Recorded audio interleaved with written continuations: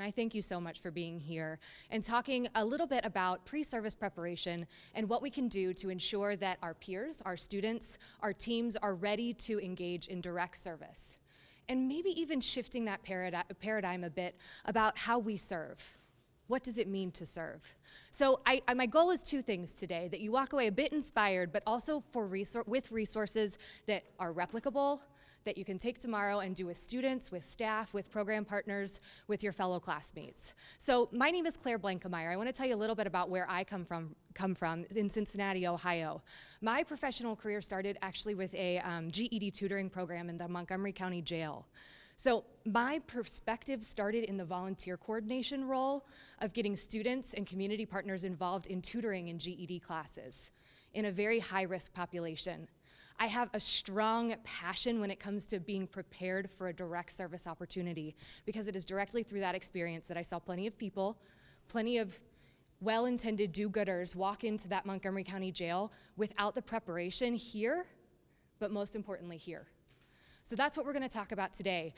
In my role now, I'm in Cincinnati, Ohio with the Mayerson Foundation High School Service Learning Program. So I primarily support 7 through 12 educators in redeveloping service learning courses, as well as helping reduce barriers to quality service learning. And barriers might look like one thing to you and something else to you and something else over here. And that's a challenge, right? So maybe I go into one school and the challenge is they don't have funding. Well, I work for a foundation, thank goodness. So we have a little bit of funding to help a teacher offset that cost for a meaningful service learning project. But a barrier in some schools is just simply community partners. How do I find them? Where do I develop them? My students are really interested in X, Y, or Z, and where do I go to really help them take that project to the next level? So we have quite a few goals for today. And I'm going to hand out the PowerPoints in just a second. I hope that we walk away from today really valuing the importance of preparation. I don't think that you'd be sitting in these chairs if you weren't with me right there, valuing that preparation stage in the service learning model. I also hope that you can walk away, because you'll participate in some of these activities, that you'll be able to lead, facilitate a dialogue on, and then also teach others to do these activities in your own schools or in your own programs. So we're going to talk about 10 to 12 activities today that might be able to help you. When I sit down with a teacher and we talk about preparation considerations, this is typically where it starts. A whole lot of barriers, right? Oh my gosh, how do I get permission slips? How do I get parental consent and consideration? Where do I get money for a bus? The things that aren't really getting at preparation that we're going to be talking about here today. And this is all very well and important, and an important thing to consider as an educator or as a student planning a project. We're going to go a whole lot deeper than that today, guys. It's important, but that's not why we're here.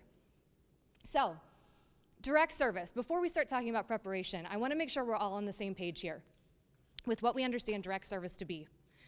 Face-to-face, student to client. I'm going to keep using a lot of air rabbits today, right? So clients, the people who are traditionally served, okay?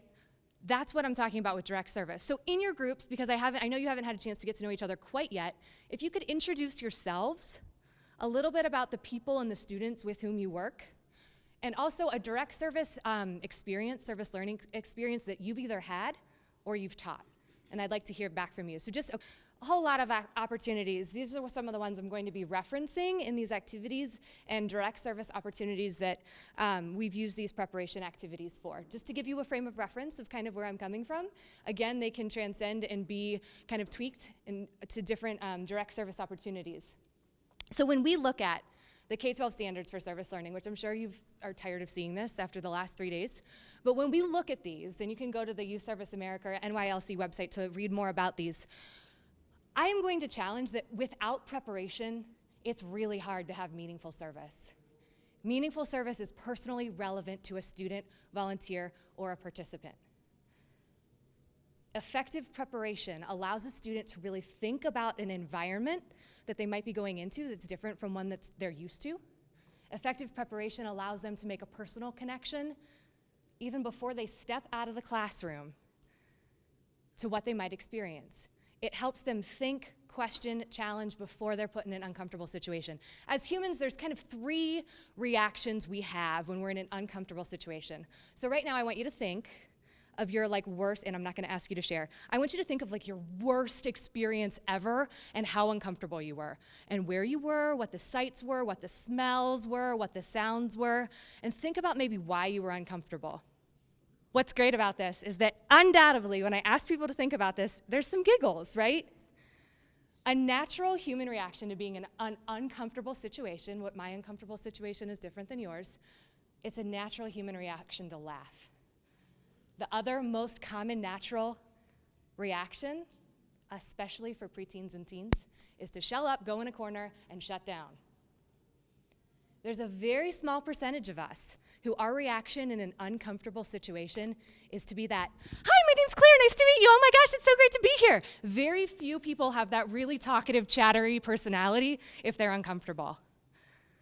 So what we're looking at are those first two reactions, that giggling and or that shelling up and not feeling comfortable, that we want to try to help with in the preparation process. If you say something or someone comes into your home and the first reaction is someone giggles, how do you feel? Preparation allows us in a meaningful way to start talking about service learning in that meaningful capacity. I'm also going to focus quite a bit on diversity today within these activities. Diversity is one of those really important preparation activities and thoughts before you go into a situation. Let me give you an example. I was team teaching at a Catholic high school. We have a lot of Catholic high schools in Cincinnati, Ohio, a lot of single-sex schools too. It was an all-guys school in Cincinnati, Ohio, and we had a service learning class around literacy. It was also connected to the social justice class. We had a group of guys that were assigned to tutoring in a primarily Latino school, tutoring and mentoring. We did a couple of the activities we're gonna do today to prep these students to go into a community that's not their own. One young man, he was only 14, was tutoring a child, a Latino boy, and they were reading some sort of story of Thomas the Tank Engine.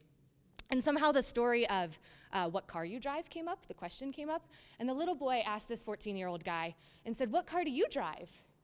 And he said, "Well, I borrow my mom and dad's car, and it's this kind of car." And he said, "What car do you want to drive when you grow up?" And this little boy said, "Well, I'm Latino, we don't own cars." And this 14-year-old boy, instead of clamming up, giggling, or going like this, I'm avoiding the conversation, was able to say, "Well, that's not true. It doesn't matter who you are, where you're from, you can own a car." If that discussion of race hadn't happened in the classroom before that student stepped out of the door, I don't know how he would have responded. And he was also brave enough as a 14-year-old young man to come back to the classroom and share that story and say how it challenged him. It was meaningful because we built a foundation in the classroom first and built a foundation that he was able to talk about it and reflect on it accurately later. How can students, how can our peers reflect if we don't prepare? I also italicized youth voice up here because I really think preparation is key to that community building in a classroom. If you're talking about hard subjects, difficult subjects, and prepping as a class, and encouraging that conversation, students are going to feel empowered to speak up. They're going to feel empowered to talk about a discussion or a topic that we as adults might run away from typically. How empowering. This presentation is based in 3 assumptions, and I always learned that you never assume anything in a presentation, much less tell people you're assuming something. But if I don't tell you that I'm assuming it, how are we going to be on the same page, right? So I'm assuming in this presentation that you believe in the I-Part-E model. And if you're not familiar with what that is, we're going to talk about it really briefly, really quickly. Investigation, preparation, action, reflection, demonstration. In a service learning experience, these are the 5 steps, right? These are the 5 steps that we're going through, and we're primarily going to be talking about preparation. But when you look at how Catherine Berger Kay or John Morris breaks down these 5 steps, it's actually into 6 steps that are bulleted on the side here. Notice how many things that we are supposed to consider as educators or student leaders before we even act or do anything. The community knowledge and the self-knowledge is what we're going to be able to get at through these 10 activities. What's the second assumption here? Oh, excuse me. The second assumption is that these activities that we're going to go through are post-statistical introduction. What the heck am I talking about? That means that you've done some sort of an introduction to the issue that your students are going to be addressing, or a discussion about the issues.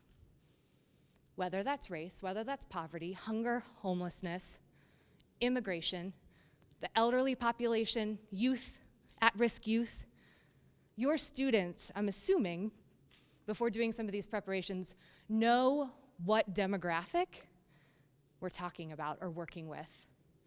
So they've done maybe a 60-minute fact search online.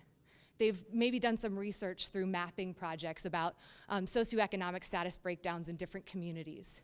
Your students have read one of Sharon Draper's books about disabilities and cerebral palsy. So I'm assuming those statistical things have already been laid within the class or within the experience, so then you can really start getting into meaningful preparation. I really recommend utilizing this chart, if you're not already, to help document where students are at in this process. So they're writing down what they know, they're writing it down what they want to know, but notice that I broke this in half. Students want to know stuff about a population even after they serve, right? So what if we ask them to write down what they want to know before they go out into the community, but then after they go out into the community, what they still want to know? It helps us as peer leaders or educators or program facilitators to know what questions students still might have, even after they've gone out into the community. And then the third assumption. Service learning can being the key word, increase diversity and justice. Again, I'm gonna hope that you're with me on this because you're here in the room today. But there's a really glaring fact about this, and service learning can do more harm than good, particularly in direct service. If we are talking about our communities in a negative light or saying everything that's wrong with them, we're setting up an experience to fail. Because depending upon the demographic of a student that's going into that community, there's no hope in that community. They're coming at it from a position of power because there's stuff wrong over there. There's stuff wrong with old people. They smell funny. There's stuff wrong with at-risk youth because they didn't grow up like I grew up. We can make this happen in the service learning continuum. It's going to take work. And the conversations that we're going to have today through these activities can be difficult conversations. There's some really fantastic research on the Teaching Tolerance website. Is anyone familiar with Teaching Tolerance? Show of hands. So I hate the word tolerate. Anyone with me on that? I hate the word tolerate. Because, you know, you've probably heard this. You can tolerate an itch, you can tolerate a bad hair day, but you can't tolerate people. You don't tolerate people. So beyond the name of the website, they have some really great resources. Take that off the camera, please. I'm going to get in trouble. Okay, so with that, there's some really great research on this and some really great activities that Teaching Tolerance has too. But in order to start talking about increasing diversity and a commitment to justice in a student, you really have to make it that meaningful, relevant activity, right? We have to position students as learners and recipients as teachers. So yes, this is true, right? Raise your hand if you have personally benefited from a service experience. Raise your hand. I've taken away so much from my direct service experiences. And you're right, I can benefit as a server. But in order for these activities to work, as educators, we really need to start thinking in the words that I had just said before. When those becoming served become the teachers, and those who are serving become the learners.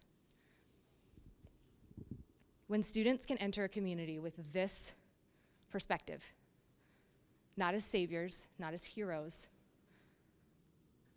but humbly enough to serve, this is where we have a really transformational and meaningful service learning experience.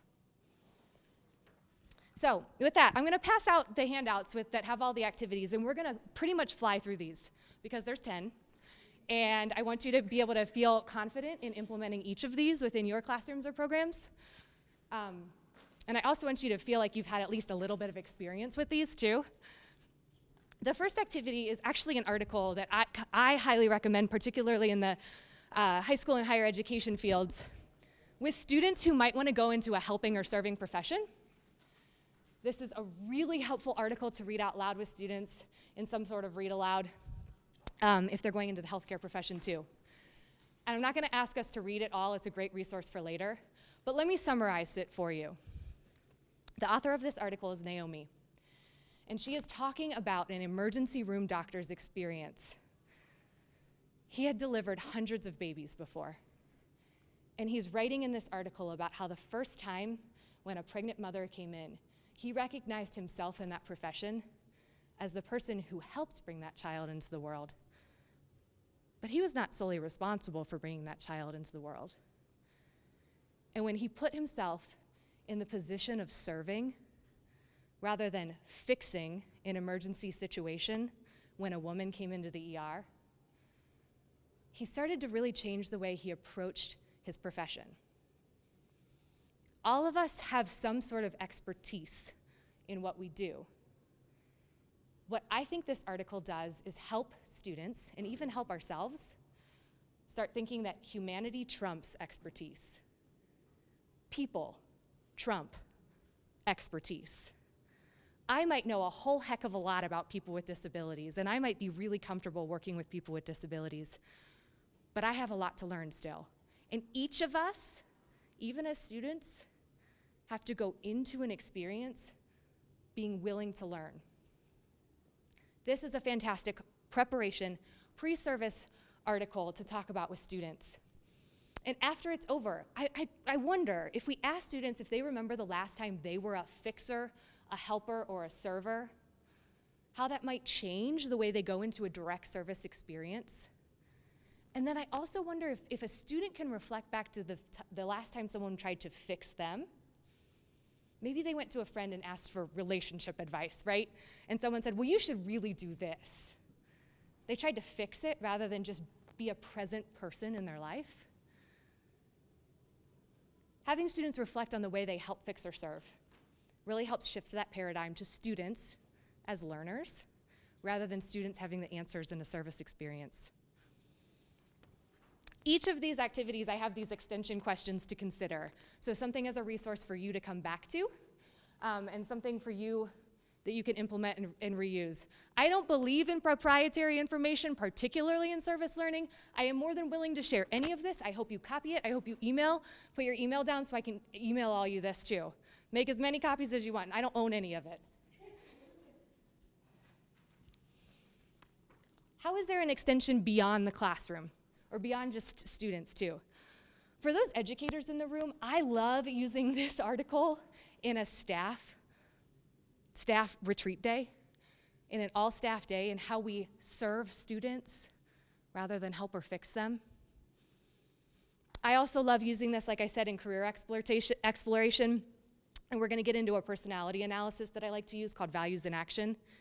And if a student can maybe reflect on the values that are in their personal character strength report, what values might they need to use to be a server rather than a helper or fixer? And you'll know what I'm talking about in just a few activities here. Has anyone ever done the frame? We're moving on to the next activity if you want to flip your packet to the frame. Anyone ever utilized this before? This is one of those teaching tolerance. Again, they have great activities. I use this in almost every class that I teach with students. And I either ask them to put their name in the middle of a sheet of paper, or I ask them to cut the middle out. And we literally come back to this exercise every day before a student leaves the classroom. What students are asked to write around the frame are the prompts that you see there on the activity. So their age, their race, where they're from, what community they grew up in. Maybe, and this is a question I like to ask students, did you sit down as a family for dinner every day, or not? Are both parents home, or not? Do you live with grandma and grandpa? Do you live with your aunt or uncle? All these kinds of things that really make up our frame, or the lens through which we view the world, and the lens through which we see other people. It also brings out some questions of privilege, or some questions of maybe an at-risk childhood. And it brings out those questions in a very authentic way for students to keep coming back to. So when I was working at the jail, and we had some students from the local university tutoring in this GED program, I had a student, Anne, who came to me and said, Claire, I do not understand why William, the man she was tutoring, doesn't come prepared to our GED tutoring session every Wednesday. I give him the homework, I ask him to do it, I come back next Wednesday, and we do it together. And I said, Anne, let's go back to your frame. What did your parents do? Well, mom was stay at home.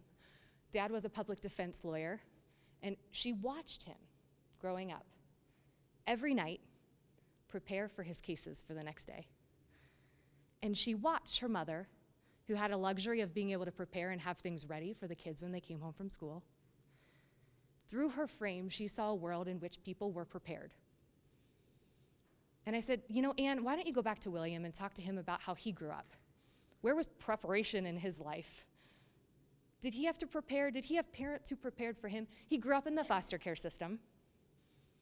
He felt like no one was prepared to take him in. So she said, how about this, William? I'm going to come prepared next week because I value our time together so much. I want you to come prepared too. He came every Wednesday with the homework done because she started to just build a relationship with him that looked at where she came from and where he came from. Two very different places, but two places from which they could see the world similarly. This activity in the preparation and the reflection process, so before and after service, I think is undoubtedly one of the most powerful things you can do with a student. Because when they have a comment, when a student has a comment that might be stereotypical or presumptuous, I ask them to look at what lens they're coming through. And very easily, we start to recognize that, maybe, just maybe the way I'm thinking is because that's what I'm used to. Talk about 21st century thinking skills for a young adult, to be able to really see where they're coming from. And I do this activity a lot with high school students, primarily as a way to help them think about that frame again and where they're coming from racially, but also where they're coming from in the mindset of just who they surround themselves with. An interesting output of this particular activity that I've seen with high school students in general is that a lot of the people listed on that list of prompts on the back of the Bean activity are people in their lives that they don't necessarily have a choice over. A 16-year-old doesn't choose who their dentist is. A 16-year-old doesn't choose what neighborhood they're in, but it helps a 16-year-old think about the makeup of who they surround themselves with. So, interesting output that some students have brought up. Obviously, it's a great discussion starter on stereotypes and assumptions. And if we're going to build a community in our classroom or with a group, wouldn't it be really interesting to hear students start sharing with each other the makeup of their bags and then feel really comfortable about talking about issues of race or people in their lives of different races before they walk out of your classroom? It is, again, like you said, a very visual way of seeing where we come from. There's a great interactive online map of the United States where you can look at census data in a very visual way as well of communities and what the breakdown of those communities by race are. So in Cincinnati, we have one of the most populated 1 square mile radius of social service agencies and nonprofits called Over the Rhine. It was settled by German immigrants, and Over the Rhine was basically where Germans went over the Rhine River, which is where it got its name. So it's a popular landing ground, if you will, for high school and collegiate service learning projects. And one of those things that is really hard to talk with a group about is not just onboarding a yellow school bus of predominantly different color into a community that doesn't look like you. So how can we start talking about that issue of race and recognizing diversity in our classrooms and in our service experiences and feeling empowered to talk about it? And how do we not put people into boxes? So millennials are one of the most ethnically diverse generations. So when we start talking about race, you might find, particularly in the millennial generation, they're more comfortable talking about race than I was when I was in high school. When we start talking about issues of race and exclusion or inclusion of people based on race, some interesting topics come up. Sexual orientation is one that has come up from this activity. Because I've had a student say, but Claire, this isn't fair. This bag doesn't tell anything about my two best friends. So I can't just talk about them based on their skin color. I want you to know these things about my two best friends too. And I'm like, exactly, that's the point. I don't want to know your makeup in your life just based on race. It's a self-awareness activity. But it also infuriated this young woman that I was asking her just to create this baggie of people based on color. So she was pretty insightful. And she saw that activity as something where she wanted to know people beyond just what was on the outside. Let me summarize for you four over here. What David Petoniak, the author, is doing in this story is basically just telling one of those stories in his life that he's heard over and over again. We all have those. My mom ran over my cat when I was in the car with her in 2nd grade. I missed school that day, and like to this day, our best man, my maid of honor, brought it up at our wedding. It'll be told the day I die. We all have stories like that someone knows about us and tells you over and over and over again, and you might not even remember it. But chances are the people in this room have someone who tells our stories and holds our stories dear to us. David's is a personal testimonial at his mother's funeral. The woman who holds his story is his mother's best friend, Maria. And Maria's basically recounting a story from when he ran away from home to go see his brothers down the street. The cop picked him up, and he was a little boy. And when the cop picked him up, he put him in the back of the cop car because he smelled so horrible because he had poop in his diaper. I have to throw this out there. There is a 4-letter word in this reading that I have made sure I've edited depending upon the demographic you're working with. But it's kind of a funny story. And I want you to look at the bottom of the first page where David stops his story and says something about people with developmental disabilities. Let me come to it with you. A sad and all too common truth for people who experience developmental disabilities is that little, if anything, is known of their stories. Let me do an extension for you into whatever direct service opportunity you're doing. If you ask students to highlight developmental disabilities throughout the entire second half of this activity and ask them to put in any labeled population, this story is true to them. How many stories are known of people who have been displaced, for example, by Hurricane Katrina and show up in our cities and are homeless? How many stories are known of people who are fighting poverty? How many stories are known of at-risk youth who are found in the foster care program and in the foster care system? When we are talking about students as learners and students in direct service, if they can walk into a direct service experience and want to know individual stories of the people they're working with, we have succeeded. I think if we as people were concerned about the stories of the people next to us, this world would be a whole heck of a lot better of a place. We don't always come from that lens of wanting to know people's stories or wanting to get to know people authentically. But this concept of storytelling can go awry. Think of a journalist who comes into your community, or maybe you've even had a journalist cover a project you're working on in your school. You see it printed in the newspaper, and it's not at all what you were really hoping that was the gist of what you were getting out there to the community. A journalist has a very powerful role to be able to put the caption under the picture, the title of your story. They even get to choose who they interview, what pictures they choose, and the words that they put in that story.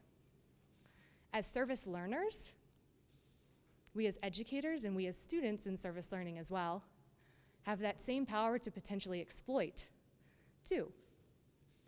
So how do we tell stories, authentic stories, and get to know authentic stories of people we're serving, but not exploit them? It's a really great activity to start humbling students and to start talking about the human piece of the service learning experience. David says at the end of his writing, it is crucial to our humanity to be known. And what does it mean to be known? So a preparation question. I think it's great to ask a student, what does being known mean to you? See what they say. Does being known mean that they're a celebrity, or does being known to a student just mean that someone really knows their authentic self? Someone knows who they are as a person. What do you wish people knew about you? What stories of others are your students carrying that might not be, what stories might peers of students have that they might not be aware of. For example, people might have a story of me that doesn't define me. I don't want that story to define me, right? So students start to see that this power of storytelling really comes into the whole bullying thing too. You can tell a story and exploit it, and you can put someone out on the front yard, tell that story, and really exploit them. So storytelling has the power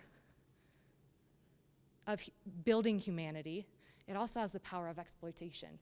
So being a service learner in that continuum to elevate humanity. How many have ever heard the TEDx video, Danger of a Single Story? We have one over here too. Great. I'm just going to show a short excerpt of it because with this activity, I highly recommend this video. It's a video about a woman who's from Nigeria. She's an author. And she is sharing the fact that she grew up in Nigeria but had a very single story of American culture. She also recognized that people had a very singular story of who she was as an African. Through the first 5 or 6 minutes, which we're not going to show, we're just going to show an excerpt in the middle, she has a single story of her servant and her servant's family. When we think Africa, do we think Africans have servants? Not typically, especially when you do this with students. They're like, wow, people in Africa have servants? But she has this singular story of her servant because her parents always said, you eat what's on your dinner table because Fide, her servant, goes hungry at night. And so where this story is picking up is she recognizes that Fide's family actually weaves baskets, and they are a very artistically talented family. And she never thought that her servant and her servant's family were beyond that single story of just them being a servant. So I want you to listen to what she has to say about the danger of a single story. That poverty was my single story of life. Years later, I thought about this when I left Nigeria to go to university in the United States. I was 19. My American roommate was shocked by me. She asked where I had learned to speak English so well and was confused when I said that Nigeria happened to have English as its official language. She asked if she could listen to what she called my tribal music and was consequently very disappointed when I produced my tape of Mariah Carey. She assumed that I did not know how to use a stove. What struck me was this: she had felt sorry for me even before she saw me. Her default position toward me, as an African, was a kind of patronizing, well-meaning pity. My roommate had a single story of Africa, a single story of catastrophe. In this single story, there was no possibility of Africans being similar to her in any way, no possibility of feelings more complex than pity, no possibility of a connection as human equals. I must say that before I went to the US, I didn't consciously identify as African. But in the US, whenever Africa came up, people turned to me, never mind that I knew nothing about places like Namibia. But I did come to embrace this new identity, and in many ways, I think of myself now as African, although I still get quite irritable when Africa is referred to as a country, the most recent example being my otherwise wonderful flight from Lagos 2 days ago, in which there was an announcement on the Virgin flight about their charity walk in India, Africa, and other countries. So after I had spent some years in the US as an African, I began to understand my roommate's response to me.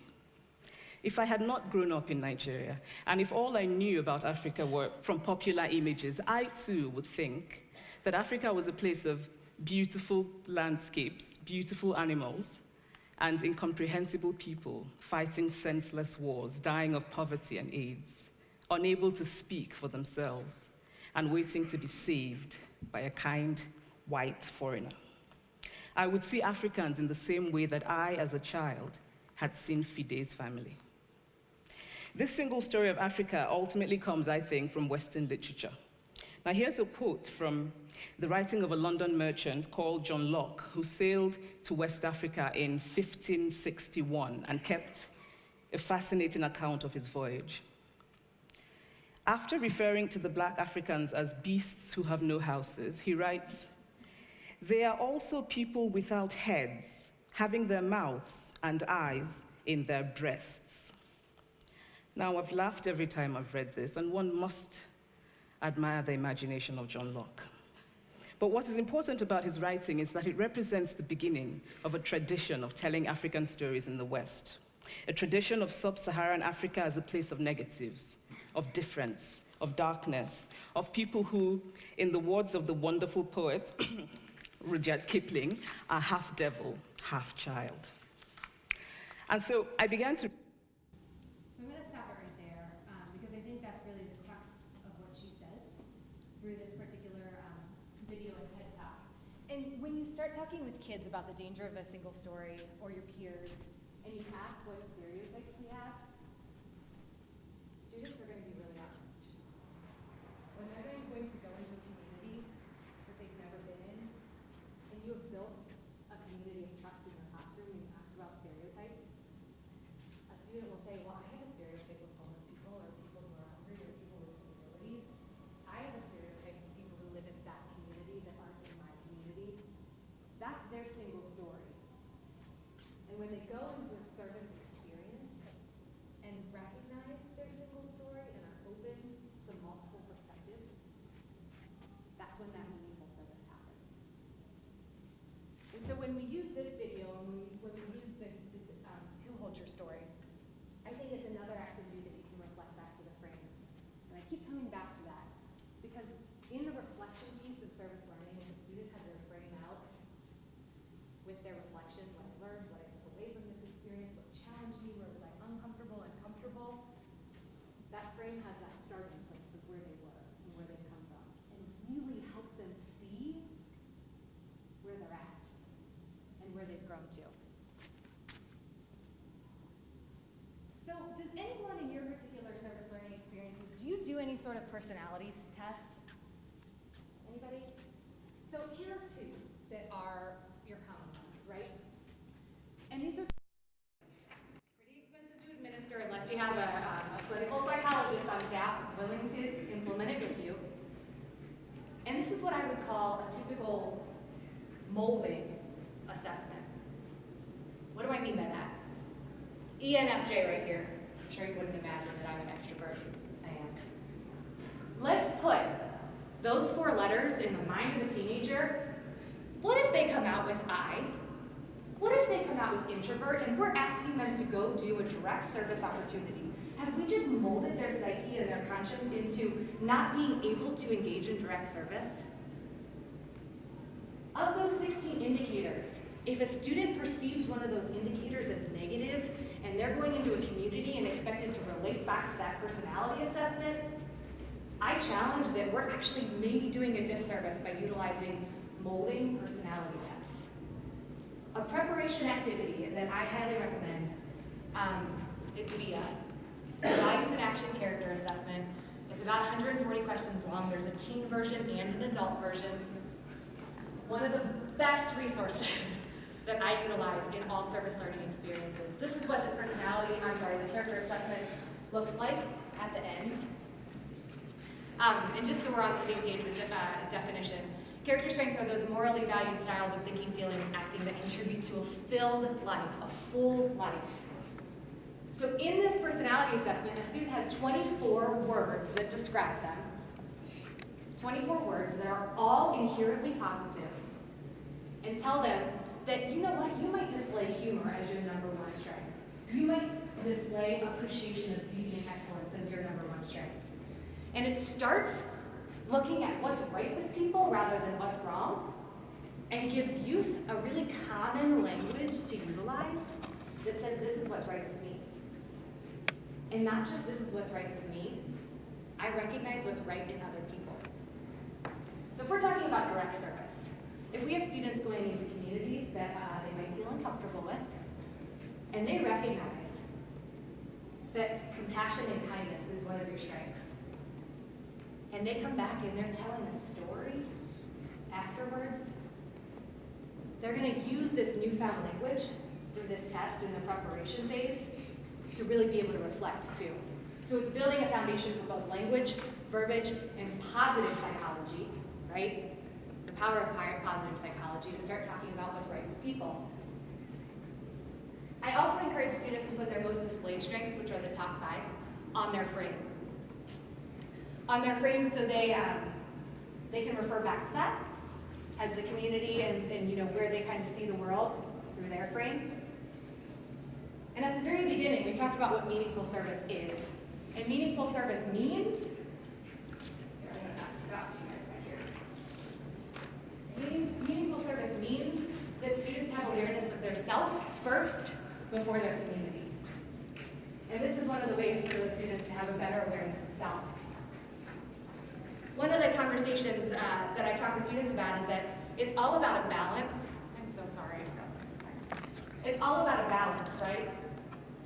So we all have strengths that we utilize. In the preparation process, can students reflect a bit on how they could balance their character strengths? It starts getting at some pretty higher level thinking. There's some really great resources for educators too on the VIA website that you can refer to. These are some of the extension questions that I use in the service learning preparation process. I hope they're a help to you. But let me give you a word of caution. When you print out the VIA character assessment, there's 24 strengths. And if you print it double-sided or 2 sheets of paper and you staple it, and you're working with a group of students, 1 through 16 is on the first page, 17 through 24 is on the second. This is what I want you to do. I want you to put the character assessments on the table where the students sit and watch as they look at them. They'll spend about 10 seconds on the first page, flip over to the back, sink in their seat, and look at what's on 24. We are so socially accustomed to what's the lowest and what's wrong. You watch it happen in your classroom, and you call out students who do it, because this is a different way of thinking. If we can tell our students that 24th strength, it's okay that it's at 24 because it's still positive. It just doesn't come out in your typical day-to-day life. For me, it's humor, and it drives me crazy. It drives me crazy because I am like someone who likes to joke around. But I recognize that in my line of work, there's not a whole lot of room for humor. There's not a whole lot of room for humor when you're talking with teachers about meaningful service learning and getting students out in uncomfortable or potentially uncomfortable situations. So now I see that, and I'm okay with it. It's a little exercise for us as educators and, you know, to do with your peers as a leadership opportunity. Yeah? Sometimes also what we use is the interest inventory. Okay. Because that really provides a connection, and sometimes kids don't even realize some of the things they're interested in. Right, right. So is that available online too? I think so now it is. Okay, great. So just interest inventory, Google that, and we can find that resource? Great, great, thank you. If there are other references or ideas that are coming up as we're talking about this stuff that you guys have used, please share that, thank you. All right, so I have an activity for you. And I don't know if we have 2 people in the room that are really good at role-playing. Do we have 2 people in the room who are really good at role-playing? Somebody help me out. Anybody?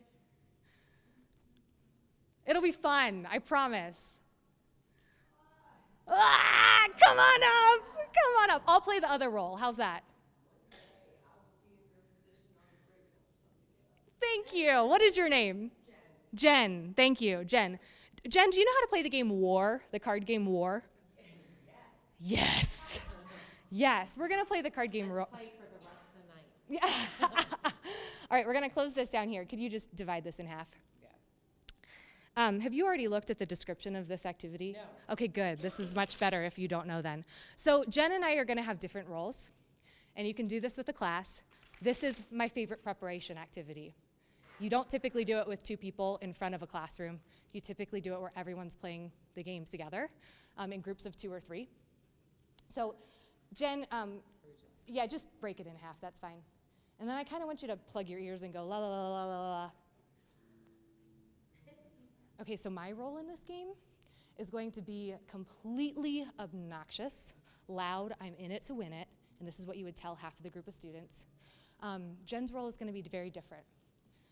And we're going to play the game of War, and I want you to take note of what you see. What words would you describe us as? All right, come on over. Good. All right, so Jen, your role in this game of War is you're a peacekeeper.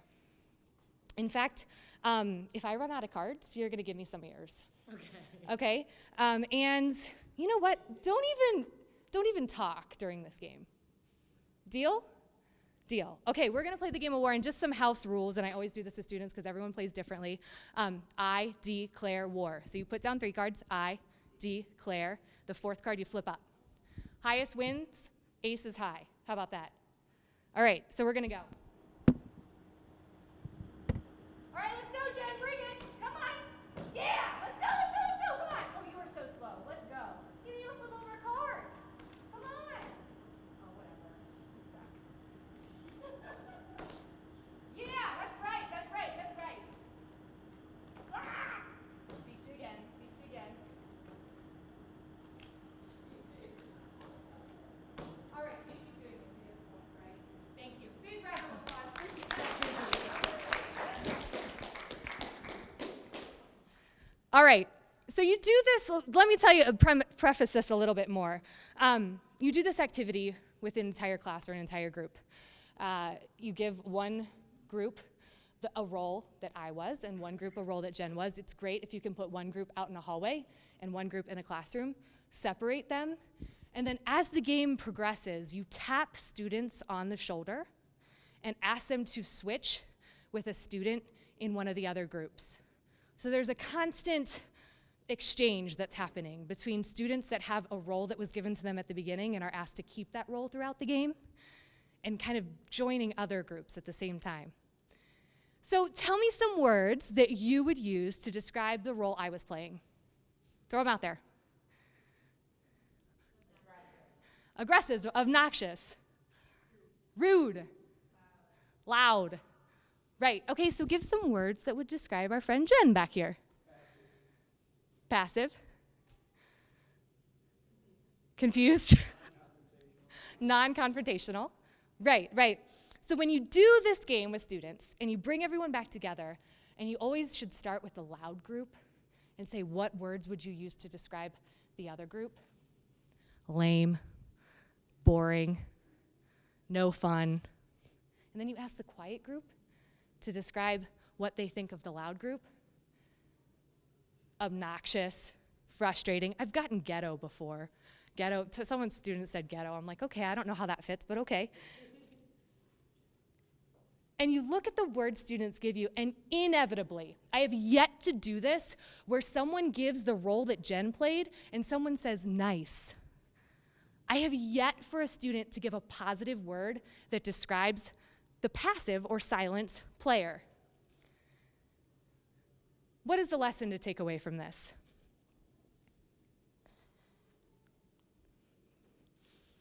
We don't know the motives of others' behaviors. We don't know the environment into which we are going in direct service. We come in with what we have and what we know and what roles we play into a community that's not our own. And just because it's what we know doesn't mean it's right. So if we can start talking at the front end of direct service that differences are not inferiorities, differences are not inferiorities. Students are going to be able to recognize that bias coming out in them when they're in a new situation and with people who are different from them, and maybe acting differently from them too. An interesting question in this game, because you're kind of removing students from one group into another, is also to say, or to ask, what did it feel like to go into the other group? And for the group that's receiving that student, what did it feel like for someone who didn't have the same role as you to be playing at your table? Talk about that. Reflect with students about what that felt like for them. Put them in a place where they're starting to see how their biases and stereotypes come out. There's discomfort when others are entering your familiarity, and there's discomfort when you're going out of your familiarity. Us reading the activity were the ones who were in charge of the homeless shelter. There were 14 different groups that were like asking to stay in the shelter, and you only had 12 beds. And each adult had to have a bed to themselves, but an adult could share a bed with 2 children. excuse me, so you had to decide, and there were little descriptions of each person and their situation, and you have to make the decision about who gets to stay in the shelter for the night. Perfect. So you're in the role of the nonprofit. You're in the role of the nonprofit that has decision-making power over who stays in your shelter. What are the extension opportunities here? Have you ever had students go out to a community partner, engage in a direct service activity, and come back and say, they weren't ready for us? Yeah? Or, they didn't tell us what to do, it was so lame. Yeah? It happens. How can we prepare students to start thinking about engagement with the community from a nonprofit perspective? Shelter Seekers is about homelessness. But I would challenge that this activity is a preparation activity to use before any direct service experience to start thinking about the tough decisions that nonprofits have to make every day. And if you as a student are showing up at the same time during the same day that there's a crisis in an agency and they have limited resources to serve a very large amount of people, what's the priority? The priority is the people, not you as a student. That's hard. That's hard for a teenager to swallow. That's hard for a college student to that's hard for me to swallow. Gosh darn it, I'm giving you my time and my energy. This activity can really be that extension into capacity and the bare bones operations of a nonprofit. The tough decisions. What's even more interesting, if you are doing something around homelessness or poverty, to actually go to your homeless management information system in your hometown, if you have one, and ask the day before you do this activity how many beds are available, if any, and how many people are seeking beds, and to change the numbers in this activity to make it relevant to you at a local level. I think that's really eye-opening. 8,000 people in Cincinnati are seeking beds and or affordable housing. We have 0 available right now, right? So when we can start putting that in proportion and students understanding that proportion, there's a really cool extension opportunity in there. If you Google Web of Homelessness, there's another activity that kind of supplements this. I would definitely suggest looking into that as well, but just in the interest of time, we'll leave it at that. In the Shelter Seekers activity, if you've done the VIA assessment too, I wonder what character strengths a student would have to pull to the forefront or to utilize to make those hard decisions about what people they allowed to have a bed. Right? This is that extension between preparation activities. These all can work together in a pretty beautiful way if you can make these extensions. Also, I wonder what stereotypes are called to the forefront when we're deciding who should get a bed. Really great conversations have come from students doing this activity and deciding who gets a bed. Inevitably, Carlos never gets a bed. I have yet for a student group to give Carlos a bed, and I have yet for a student group to give, I think it's the older married couple, a bed, because that's 2 people for the price of 1. So it's interesting to do this activity and see those own trends develop. Yeah, go ahead. Jose, sorry, thank you. There's another activity where there are actually 30 people listed if you Google Shelter Seekers, and Carlos is in the larger activity. I did the shortened one for this presentation. Thank you. Yeah? Here's another great activity. You'll take top 20 disabilities, let the students throw them out, and then they rank them according to which one is the worst one. You know, cerebral palsy, muscular dystrophy, all those. And the interesting scenario after they're all done, prioritizing them, the ones they know the least about are the worst. The ones they know the most about, they can handle the best. That's a great activity. Thank you. Does that have a discussion? That activity? I don't know, I just heard about it, and I've actually watched it. It's good. That's great. That's great. Thank you for sharing. I also wonder if you've done the danger of a single story and who holds your story. If students are thirsting for more in these write-ups of each of these people that are seeking a bed, they want to know more. They don't want to base their decision on a 2 to 3 sentence write-up on someone. They're like, but Claire, I want to know more. I'm like, sorry, that's all you got. Figure it out. It goes back to that case file too. We only know a labeled population by their case file. That's it. All right, so this group over here, can you tell this group over here about the silent interview activity? What'd you do? We had a list of questions that you had. Look at your neighbors and answer just by making assumptions on their appearance or that little bit of information you might have garnered when you sat down at the table and made your quick introduction. So we had a little bit of background perhaps, but yeah. And they started out kind of basic and then got into meatier questions towards the end. Great. The silent interview activity, particularly among classmates or peers, is fascinating because you recognize really quickly what you don't know about your peers in your classroom. And you think you know the person that's sitting next to you in social studies or math or English because you've been in class for 4 years with them, right? No, you don't. How much of what we know about someone is based on what we see or what we hear? Simple activity that you can adapt and develop within your preparation. How much of when you walk into a homeless shelter, when you walk into a food bank, when you walk into a jail is based on what we see or what we think we know? Really difficult conversations to have with students, but really powerful preparation activity as well. And it relates back. Where's the story? Have you gotten to know the story? The extension beyond that is to really allow your classmates and your students to sit down and then ask each other those questions and see if you were right or wrong. Really develop a story. With that, I think the silent interview activity lends well into the Etiquette 101 preparation activity that I think every student needs to do before they do direct service. Every student needs to do this. Every adult needs to know this. I thought this was fantastic. We were doing a girls' rock intercession at an urban public school in Cincinnati, and it was a group of about 30 young women. We were learning all about etiquette and being a woman, but also extension into English and language arts, Common Core standards, and some history of women's rights. And this etiquette trainer comes in, doesn't look or talk like the girls, so we knew we were striking out right away, that this was not resonating at all. But she gave us this thing to remember about striking up conversations with people that is still in those girls' minds.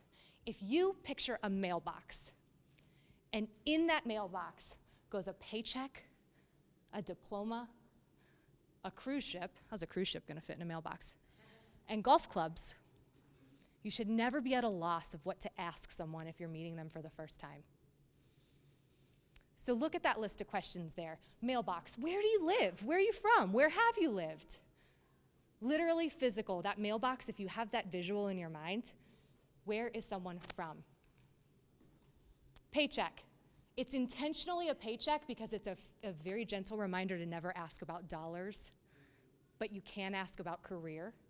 Do you make a lot of money? Don't ask that, no. But ask about what's the history of that person's work history, or what's the person's work history? What does a person want to be if they grow up, when they grow up, if you're working with little kids? Diploma. Did you go to school? Where did you go to school? Did you graduate? What was your favorite subject? All talking points in direct service. Cruise ship. Been on any interesting vacations? What was your favorite? What's your dream vacation? You should never be at a loss of words in a direct service experience and not know where to go or where to take the conversation. This is helpful for students to really be able to strike a conversation with whatever population you're working with. And lastly, golf clubs. What's your hobbies? What kind of things do you like to do outside of wherever you are with that person right now?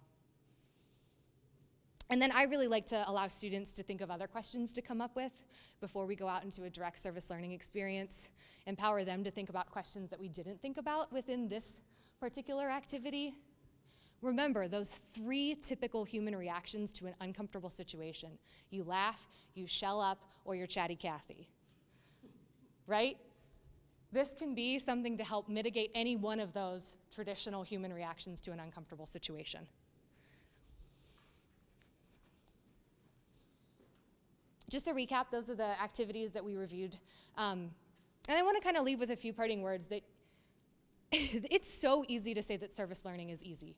And I hear it from people who do it wrong all the time. Well, service learning is easy. It takes time.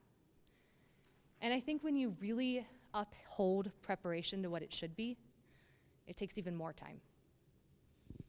You are engaging in dialogue and discussion with your peers and with students in a way that most teachers aren't if you are doing these preparation activities. And you deserve a nice pat on the back for even thinking about engaging in some of these dialogues, but it does take time. And it involves digging deep and really calling out for students their stereotypes, their prejudices, and helping them think about that before they go out into the community. So again, if this is the ideal, if this is the ideal in service learning, and you've had a lot of information poured into you this weekend, I hope that you really believe in this and that preparation is a way to get there. And the way, in my opinion, to create meaningful service.